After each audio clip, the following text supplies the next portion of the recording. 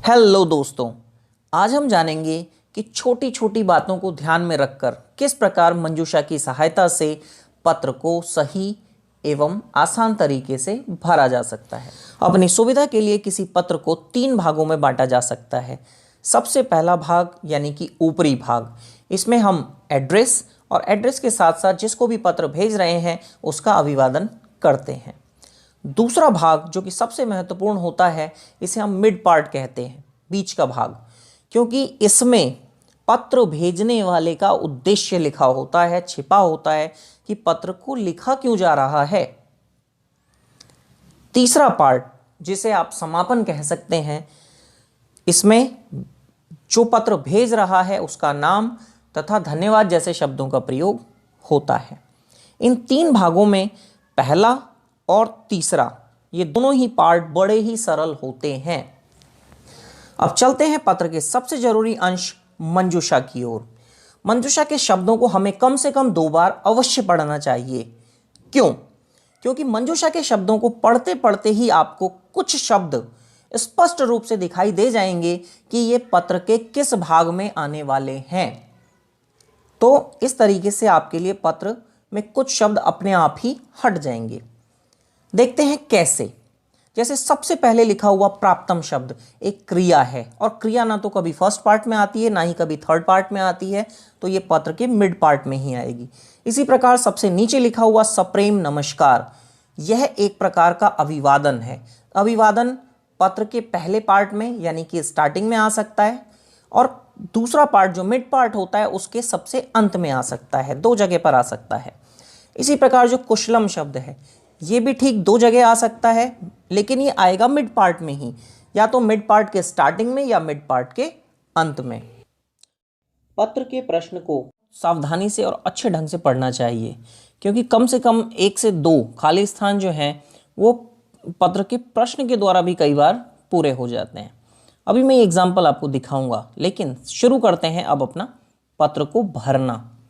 प्रिय मित्र राजीव। अब हमारा प्रिय मित्र है, इसको सबसे पहले हम ग्रीट करेंगे। ग्रीट करने के लिए ढूंढेंगे तो हमें सबसे नीचे मिलेगा सप्रेम नमस्कार, प्रेम के साथ नमस्कार। अत्र डैश तत्रास्तु, सबसे पहले अपने यहाँ की स्थिति कुशलता का उसे बताएंगे और वहाँ की कामना करेंगे। तो अत्र कुशलम तत्रास्तु भवतः डैश सफलतायाः पत्रम। मैंने आपको थोड़ी देर पहले कहा था कि कुछ खाली स्थान जो हैं वो प्रश्न से भी हो जाते हैं। देखें कैसे। भवान सौरभः स्वमित्रम राजीवम प्रति परीक्षायाः सफलताये। किसकी सफलता? परीक्षा की सफलता। तो यहां पर नीचे देखेंगे सफलतायाः से पहले परीक्षा वर्ण आना है। मंजूषा में देखेंगे तो ये रहा, इसको यहां पर लिख देंगे। दोनों की आप विभक्ति भी देख सकते हैं, परीक्षायाः सफलतायाः, परीक्षा की सफलता का, पत्रम अधुना एव डैश, वाक्य का सबसे अंतिम। ज्यादातर केसों में ये क्रिया होता है। क्रिया ढूंढेंगे तो हमारे पास सिर्फ एक क्रिया है और वो है प्राप्तम।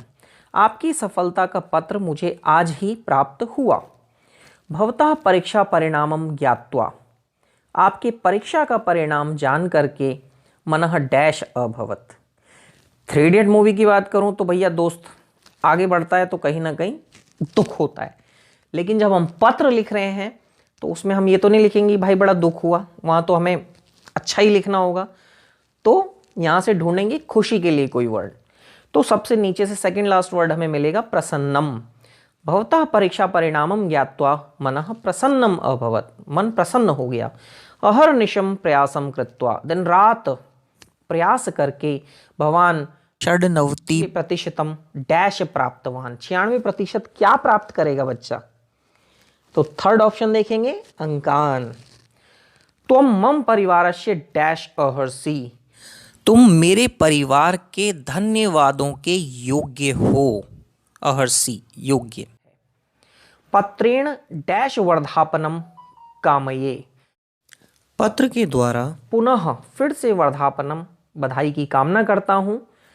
डैश सादरम नमः। अब देखिए नमः जो है, नमस्कार सब लास्ट में देखेंगे सप्रेम नमस्कार, तो 2 बार तो नमस्कार आएगा नहीं। तो यहाँ पर किसको सादर नमस्कार किया जाएगा? पिता को। तो पितृभ्याम सादरम नमः। भवता डैश सौरभः, ऊपर देखेंगे स्वमित्रम राजीवम, अपने मित्र राजीव, तो यहां पे भवता क्या, आपका कौन होऊंगा मैं, मित्र होऊंगा, तो यहां पे आ जाएगा मित्रम।